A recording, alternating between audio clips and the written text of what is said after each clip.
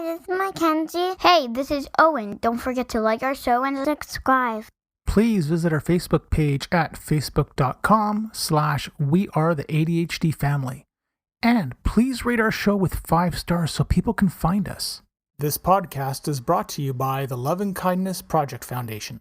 What is one thing that you could do to think, speak, or act kindly today? Go to loveandkindnessproject.org to learn more. Before we begin this podcast, if you or someone you know is in crisis or needs emotional support, there are tools that can help. So get yourself a pen and paper or open a note-taking app on your phone or computer. Feel free to pause this episode while you get yourself ready. The episode starts at 1 minute and 36 seconds. You can call Talk Suicide Canada at 1-833-456-4566. You can text 45645, which is coming in the fall of 2023. In Canada, you can also call 988, the Kids Help Phone at 1-800-668-6868. The Trans Lifeline in Canada is 1-877-330-6366. And in the United States, 1-877-565-8860, or call 911. You are not alone, and you do not have to be alone.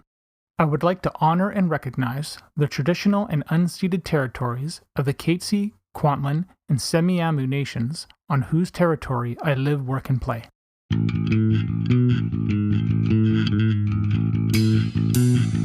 Welcome to We Are the ADHD Family Podcast. This podcast is meant to chronicle our journey with ADHD, autism, and other discoveries along the way. I reach out to advocates, experts, individuals, and other families that want to raise their voices and empower those on their journey. My name is Mark Smeets, and I am passionate about removing barriers for others through creating connections and building on strengths and practical problem solving. I am married to Siobhan, a parent to 2 wonderful kids, and all of us have ADHD. I want you to feel like you have power and hope. And now, into the episode. When Owen was much younger, we used to ask him to keep his eyes peeled for something. And for whatever reason, he always closed his eyes. So if you said, "Owen, keep your eyes peeled for the garbage man," he'd just close his eyes and then wander around with his eyes closed. Welcome to a new episode of We Are the ADHD Family. I hope you have enjoyed listening to that conversation I had with Melissa Madison. Melissa was Owen's grade 2 teacher, and she's also been a teacher for over 15 years in the Lower Mainland. And that conversation was a lot of fun to talk about what she and I both remember from our experiences trying to navigate how do we work with each other and figure things out. The fact that she believed my wife and I, and all the practical tips that came along with it. I am hoping that this resonated with people and you're able to walk away and use some of the tips in the conversation that we had. After we received Owen's diagnosis, I had some interesting experiences. One of the things that I first did was actually tell people. Basically, people took the news in not one of 2 ways. It was, I think, pretty much everybody that I told, they were confused.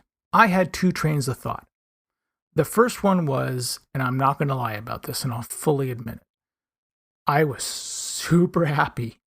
I was in shock. I felt vindicated from all the doubt over the years. There were a lot of sleepless nights, hard days, hard nights with waiting for that answer. Finally, we had it. That's the personal, that's the selfish side of it. But for Owen, because this really is about him, the quote-unquote label of diagnosis means that Owen has a chance to get access to funds and help. You can't ask for anything better than that as a parent. When I told people the good news, I basically received, I was told phrases like, "I'm so sorry." Well, that must have been hard. They were stunned. They didn't know what to say. And just recently, after I told somebody our story, his response was, "Well, they must be high functioning." Like, what? So I get that people are confused, that you don't know how to react or what to say. And I think the first thing I'd probably be doing the neurodiverse community a disservice if I didn't tell anybody that didn't have one of these fantastic disabilities. It is okay to say, I don't know how to react to this. How do you feel about it? Declare that you don't know. It's fine. Don't worry about it. I'm good with it. The thing that I do love to do is I love to educate. So that person who told me about the high functioning, that was a fantastic opportunity for me to say, this is why that language is ableist. It's not in the DSM anymore. There's plenty of other ableist stuff in the DSM anyways, but this is why it's bad. And maybe bad's the wrong word, but this is why it's not appropriate. Don't worry if you don't know what to say. That's okay. What matters is that you make the effort to show that you care. Notice nobody ever really turned the conversation back on me and said, why did you tell me that? Who knows? Who knows why I told somebody something sometimes? You can just blame it on me. It's all good. I'm the one that made you feel uncomfortable. Good job, Mark. What was interesting, though, was the thoughts going on in, I guess, my head. And I get that people were confused. And I'm happy, but what I didn't want to accept is that I was upset. Accepted it now. Couldn't quite put it into words back then. But the thought that went through my head was, don't you have any idea how amazing our son is? Have I not told you about the time that ... And I realized that for some people, they may not have known anything about Owen or how super amazing this kid is. And what he's done, what we've done as a family, when somebody hears a diagnosis like ADHD, autism, Down syndrome, etc., it's like a scarlet letter, right? It hangs over somebody, and the societal stereotypes that are out there, they hold people back. And I would say those stereotypes also add a barrier for somebody to try and understand that it's okay to ask questions. There's a great quote from Dyslexia BC that came across the other day, and it basically says, this diagnosis opened the door for us to get help and make things easier for our child. And that's exactly how I feel about this quote-unquote label of autism, or that label of ADHD, or whatever. What I want to do in this episode is I want to tell you stories about the coolest stuff that Owen has done and what we've done as a family. And this is going to be a happy tears kind of episode. So I promise you, if I start to cry, it's staying in. Something else to add on to this. While I am super proud of Owen, I am also very proud of our daughter. Mackenzie was just being born as we were starting to struggle with everything. So all the emotional regulation issues and violence that we struggled with, and Kenzie was this little baby, this little bundle of joy. And it was very rough for her. Because Kenzie was so small, she was along for all of this. She obviously is not going to remember this. And she is going to have her own future things to be proud of. And I would dedicate an entire episode to how incredible this girl is. I think what's interesting is that my wife and I were talking about this the other day. She made a really good point. If you've seen the Barbie movie, if you haven't seen it, go see it. By the way, I am Knuff. If you've seen the Barbie movie, you know at the end of the movie where they talk about all the different kinds of Barbies that have been rocket scientists and astrophysicists and this and that. One thing that my wife and I talked about years ago was that need for Kenzie not to be a rocket scientist, for her to have the choice of doing what she was going to do. I'm really proud of the fact that we haven't pushed her to be those things. We've said to her, as much as she's 6 years old, here's what's out there. It's empowering her to decide. You don't have to be a rock star every day. You can be quiet, chill, and relaxed, then you can crank yourself up to 11. I think the line that we had to become aware of was not that we wanted Owen to be this rock star or ninja expert or something like that. It isn't about that. None of these stories are going to be about that. Really, what all these stories are about are us as a family coming together and trying to support one another.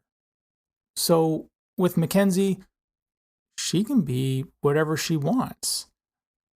The fact that she has grown up at where she's at right now and just been so tenacious with learning to put her foot down, learning to say what's acceptable, what's not acceptable, especially when Owen's having a rough time.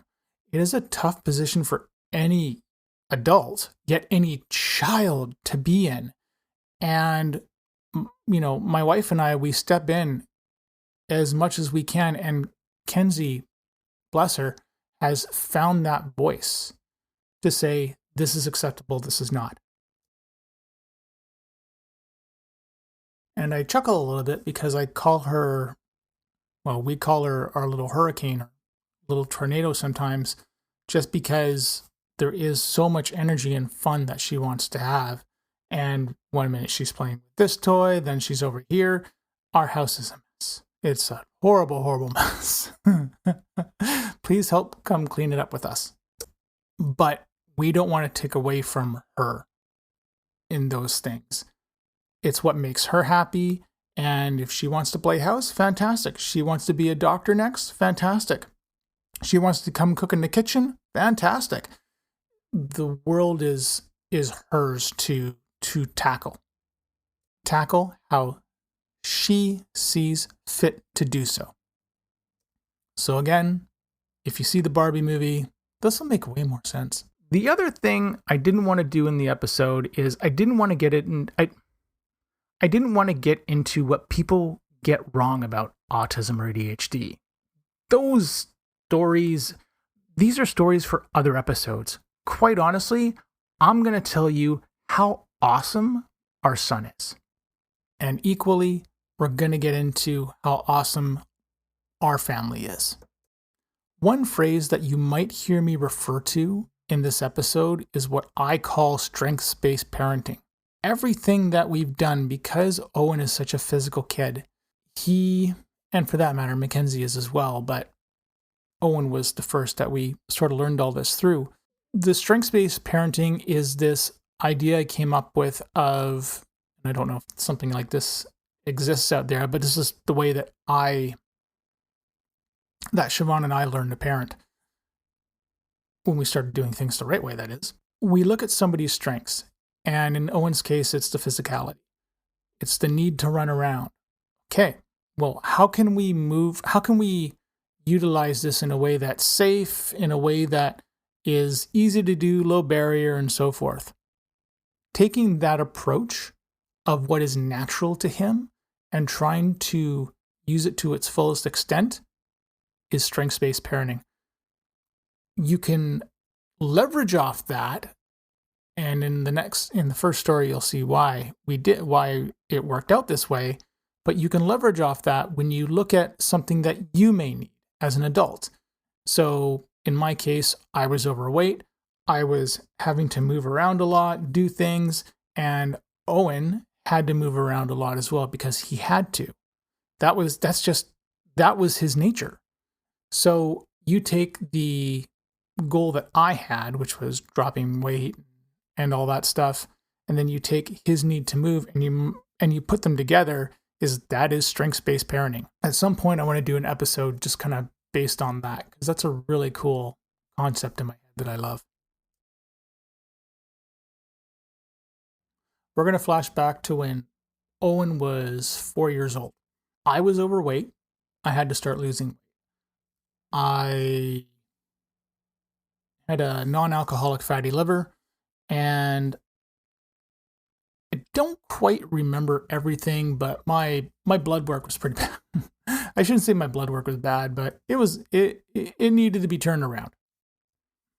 So at work, because I did not like my office at all, I began to go outside for walks, and that led to me starting to drop weight and also eating right and everything else.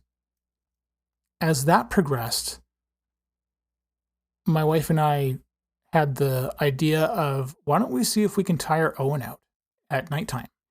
And so we would take him outside after we come home from work, and we'd start to run. We'd have our races between him and me, and sometimes Siobhan, where in our townhouse complex, we'd run from one end of the complex to the other and see who could get there first. So he was already obsessed with coming first, but that just made the obsession worse. Anyways, it was a heck of a lot of fun to do, and we thought this is going to tire him out. Nope, never really did. That's ADHD, that's autism for you. If anybody says, go take your kid out to run, no, don't. Don't do it for the express purpose of trying to tire them out. That is not going to work. Our kids are nuclear powered. They are not neurotypical kids. They will go until they hit the wall. That's the thing that I think parents who don't have a kid that's autistic or has a disability, that's one of the things that they certainly miss. There is a fundraiser in Vancouver here called, it's put on by BC Lung Association, and it's called Climb the Wall. And it's the Sheridan Wall Center downtown Vancouver, and it's 54 flights of stairs, and you go climb it. Firemen climb it with all their gear. It's done to raise money for lung cancer research and awareness, and it's a cool event. Part of the reason we got into this is because a family friend of ours, and my brother-in-law's best friend, Jeremy. Jeremy was 31 and passed away from lung cancer. He left behind a wife and a young child who are two incredible people. And it's really hard to still grasp all these years later that he's gone. And Jeremy was a super amazing guy. Siobhan and I really had a hard time with going out to places and doing things. We certainly felt like we were held hostage is the wrong word, but we couldn't do anything. We couldn't go to Walmart, or we couldn't go to some other groceries or some other store with him because the fluorescent lights would just set him off. You couldn't go hang out at the mall or what have you. Everything was a trigger. And it was hard because we were trying to figure out what all the triggers were without knowing what a trigger was. And it was just brutal. The question was this: how do I get from the city that we live in all the way to downtown Vancouver, which is a good 45, 50-minute car ride, and not have him freak out? So the day comes, and basically we prepared for the worst. We expected a meltdown, we expected a fight, and all the strategies that we came up with were things that we knew that would work to transition him from one state to another. So I'm ready, Owen's ready. In general, he's pretty excited to do this, and we're actually shocked that we've made it as far as we have without a blow up or anything like that. And again, keep in mind, we're coming from the fact that everything was a blow up. So now we're in this whole new place with so much extra stimulation. You're like, all right, pray for us, please. We get up to go in line to start climbing the wall and all the stairs. And Owen and I get up there, ready to go. Timer goes off. We start to head into the hallway to go up the stairs. Unfortunately, the door to go into the stairs, someone had closed it. So we stood there for like 4 minutes waiting for a staff member to unlock this door. And it's just the dumbest thing ever. The best part is I have this all on video. We get into the stairwell eventually and we start climbing the wall. And you know what? I'll tell you what. The first couple flights of stairs, really honestly, it's no big deal. Then the workout kicks in because you've got that much to do. And I would say about Owen never really stopped. He slowed down a tiny bit, but he kept going, much like I did. And that's when we started to pass people. So you've got this child who's 5, only 5 for the past 2 weeks. And you're passing adults that look in way better shape than you are, being passed by a 5-year-old. And it's one of the funniest things I think I've ever seen. I had one person say, "I am not letting this child pass me." And then they just slowed down. But for the most part, everybody was really encouraging. So we made it up to the top, and I have to say it was a really proud moment. It was certainly something that has bonded us for years. I've got an awesome picture of him and me with our medals on, and we're just dripped in sweat trying to figure out how we're supposed to go back down. And I don't quite remember how we actually got back downstairs. If it was, I'm pretty sure we took the elevator, but that part's a little bit blurry. Once we were downstairs, we went to check our times, and I think our unofficial time was something like 13 minutes, whatever it was. And I laughed because if I count the time that we were hung up at the door and subtract that, I just realized Owen and I climbed those stairs in most likely, just under 10 minutes. I love this. I love telling the story because it's a great example to use when someone says, "Oh, they just have a lot of energy." Once you're done with this story, people understand a bit more. But I am very proud of our whole family that day, and my wife did an amazing job. We never had a single blow up at all. Owen truly was actually tired at the end, and I can't remember if he fell asleep in the car or not, but it may very well have been the first time that we had experienced 0 issues, and that was pretty shocking for us. We had gotten so used to feeling defeated that we forgot that we can have victories. If it wasn't for the strategies that we had come up with and we had learned, we wouldn't have had a victory that day. So let's get into story number 2. Because I was doing all the working out, all the running, I decided at some point that I wanted to do a triathlon. And if you don't know what a triathlon is, essentially it's swim, bike, and run in that order, and you've got various distances you can choose from. And the reason I wanted to do it was because this had been something in my childhood that I never took the opportunity to do. And I loved swimming so much, and swimming was such a strength for me that I had a few offers to do a try, but I never did it. So I kind of kicked myself for it. Through all the training that I did, I always had one of the kids by my side, whether it was Mackenzie or Owen. If I went for a run, one of them would be with me. When we went for swim lessons, I would teach both kids, a couple swimming things here and there. But when they were doing their swim lessons, I'd go off and do my laps.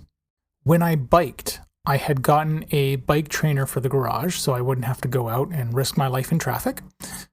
And when I set everything up, there was a program called Zwift.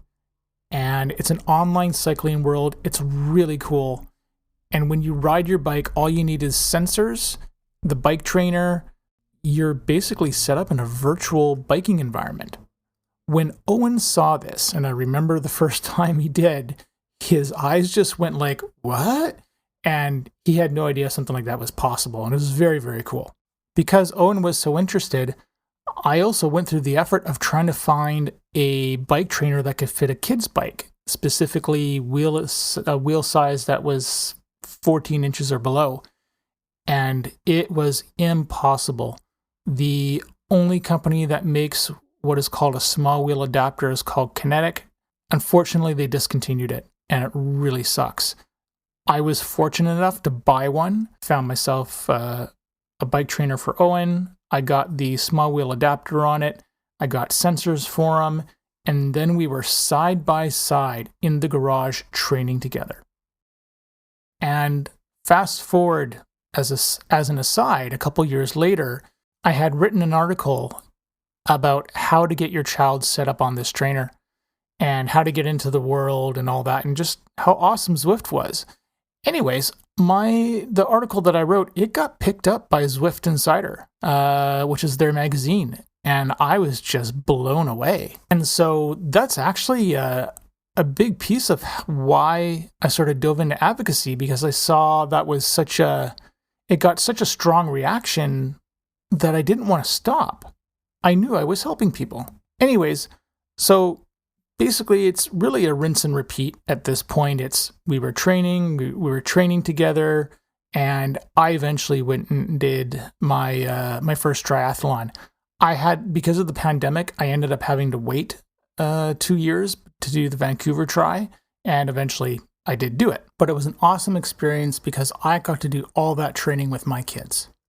My only piece of advice is that if you decide to do an event like I did, and you have a chance to cross the finish line with your kids, do it. My family was there cheering me on the sidelines. I regret not stopping, getting the kids, and having them cross the finish line with me. So if you're thinking about doing this, keep that in the back of your mind. Triathlon BC puts on an event called Try a Try. Sometimes they're called Try It. Just depends on the organization a lot of the times. But it's for all age groups, and I asked Owen if he wanted to do this, and he just jumped at the chance. So because we were already doing all this training, we just kept up what we did. Each time we went for swim lessons, he'd complete his swim lessons, and then we'd go into the lanes to do lengths, and he'd work on his laps, and we'd work on his technique together. When he was always biking to school, and he was beginning to bike with me on the road, so we took extra long ways home. Plus, he's always running anyways, so that kind of took care of itself. In September of 2022, he completed his first ever triathlon on his own. Normally for these events, you just get a piece of paper that says you've completed it, and it's printed up. It's on a nice piece of paper. At some point, he had it in his head that he was going to get a medal like I did for my triathlon. So I contacted a local trophy company that and I asked them to make a custom medal and had a bunch of information put on it with his name and everything. And it cost all of $9 and some change. When he finished the event, we marched him up to the backdrop where all the certificates were presented, and then you could take pictures. Well, I got to hang that medal around his neck. No other kid had a medal. You could see how proud he was, and he took that medal to school to show everyone. To say that I was proud would be a complete understatement, and I know Siobhan was proud of him as well. I wanted to wrap up this episode with a small recap and then talk about the next episode. So, closing with a couple guidelines, and these are by no means hard and fast rules. The first one, when someone discloses to you that they have a disability, don't be afraid. We are not here to bite you, or eat you for that matter. Most important, if you feel like it shocked you in some way, that's okay. Take a breath and pause.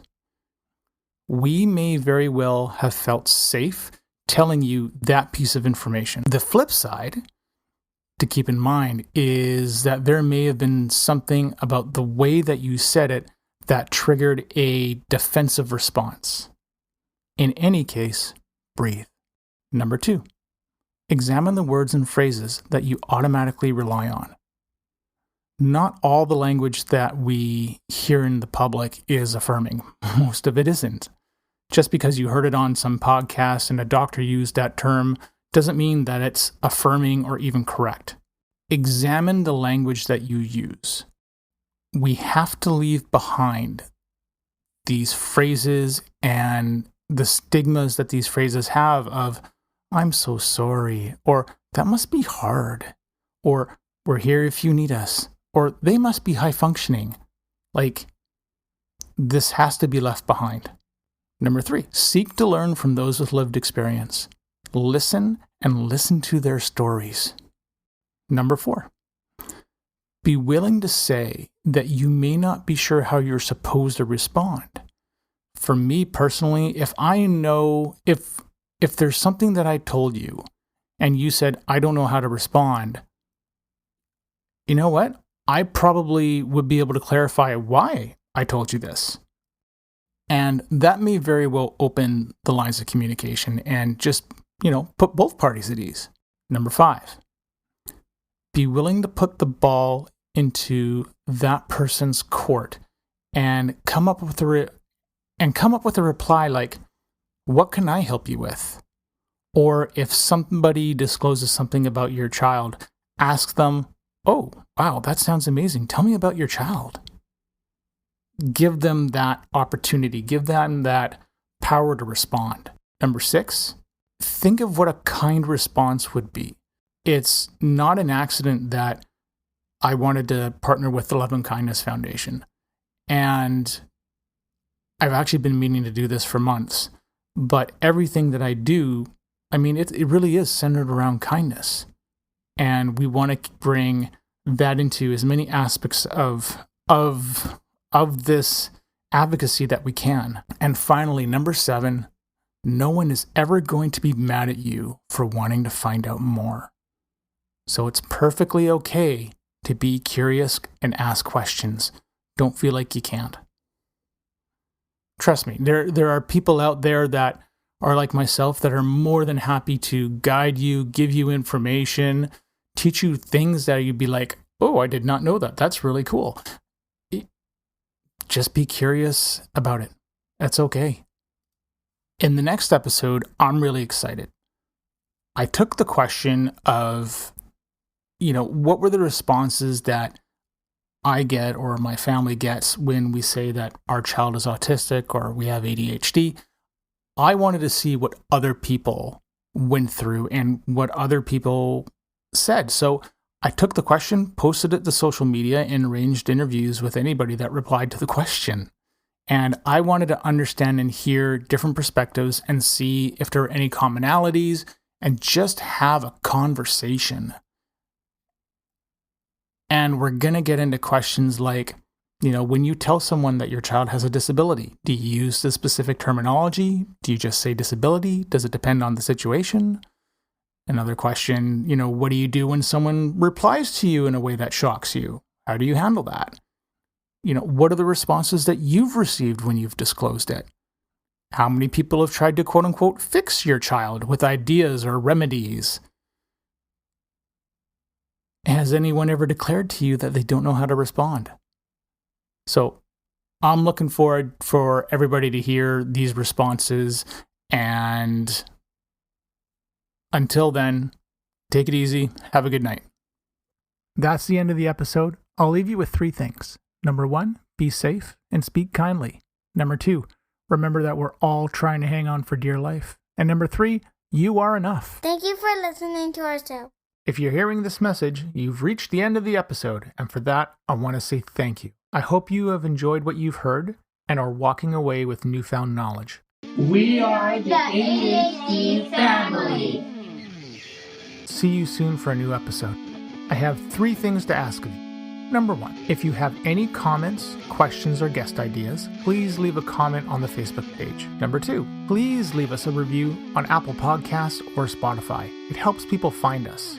And number 3, if you want to be a guest on the show or know someone who would make a great guest, contact me through our Facebook page. This podcast is open to everyone. You don't need to be an expert, just passionate and want to see change. The opinions expressed by the host and guest are not associated with any employer or organization unless otherwise stated.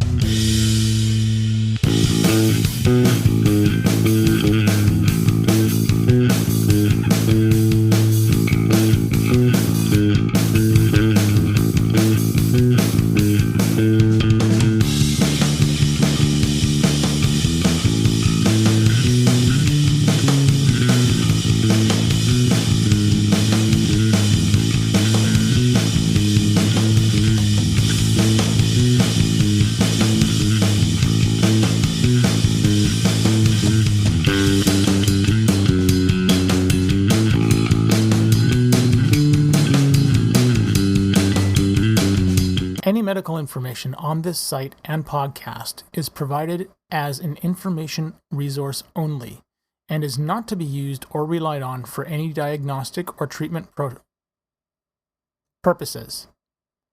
This information does not create any patient-physician relationship and should not be used as a substitute for a professional diagnosis and treatment. Please consult your healthcare provider before making any healthcare decisions or guidance about a specific medical condition. The show, host, and its guests expressly disclaim responsibility and shall have no liability for any damages, loss, injury, or liability whatsoever suffered as a result of your reliance on the information contained in this site or show.